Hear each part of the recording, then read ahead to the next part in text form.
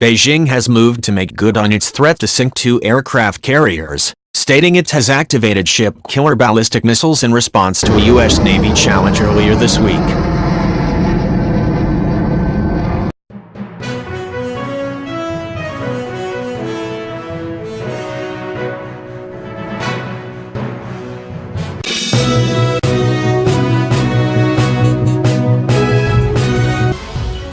The state-controlled Global Times news service overnight reported its newest ballistic missile weapon system, introduced as recently as April last year, are being deployed to positions best suited at striking vessels in the East and South China Sea.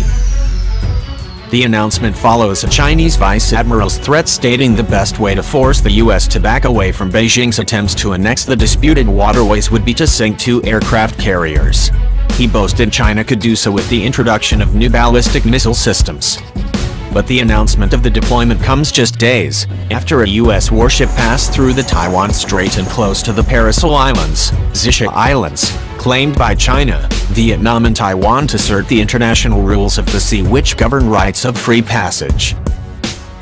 The timing of the report sparked discussions among Chinese military observers online, as it came after the USS McCampbell, a U.S.-guided missile destroyer, trespassed into China's territorial waters off the Zisha Islands on Monday without permission from the Chinese government, the government mouthpiece noted. Military aircraft and warships had been sent to warn the U.S. vessel away, Foreign Ministry spokesperson Liu Kang said at a daily briefing earlier this week. But the later state-controlled media report about the missiles indicates Beijing is beginning to lose its patience. The DF-26 is China's new generation of intermediate-range ballistic missile capable of targeting medium and large ships at sea, the Global Times warned. It can carry both conventional and nuclear warheads. Unlike conventional, shorter-range cruise missiles, the DF-26 will not be positioned close to the Taiwan Strait or on the disputed islands themselves.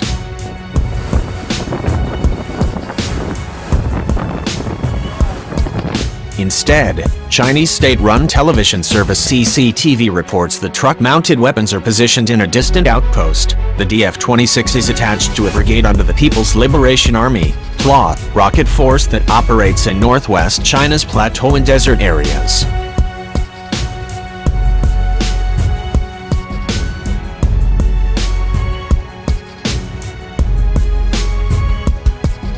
A mobile missile launch from deep in the country's interior is more difficult to intercept, the Global Times quoted an expert as explaining.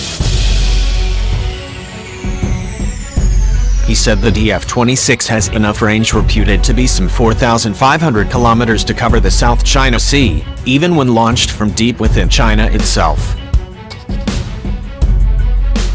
The state media report went so far as to highlight the significant US naval base in the middle of the Pacific at Guam was within range of the missiles. The report is a good reminder that China is capable of safeguarding its territory, it stated.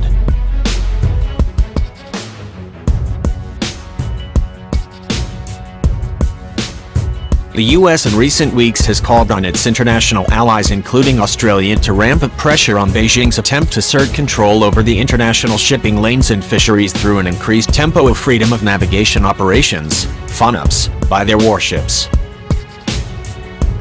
The U.S. insists it is not interested in who owns the islands.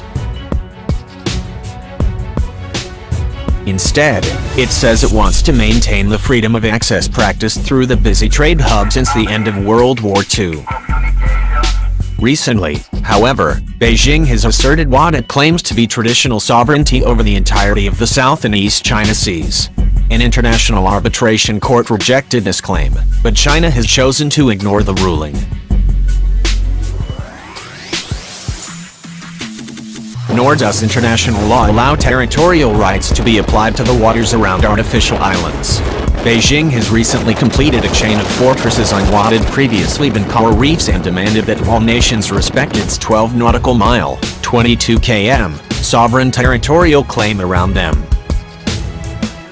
Foreign Ministry spokesman Liu told reporters that China had demanded the USS McCampbell leave waters around the Paracel Islands. Relevant actions by US vessels violate Chinese and international laws, infringe on China's sovereignty, and undermine peace, stability and good order in relevant waters, Liu said. But international legal institutions have rejected this claim. We will continue to take necessary measures to safeguard national sovereignty and security, he added, potentially referring to the later announcement of the DF-26 missiles.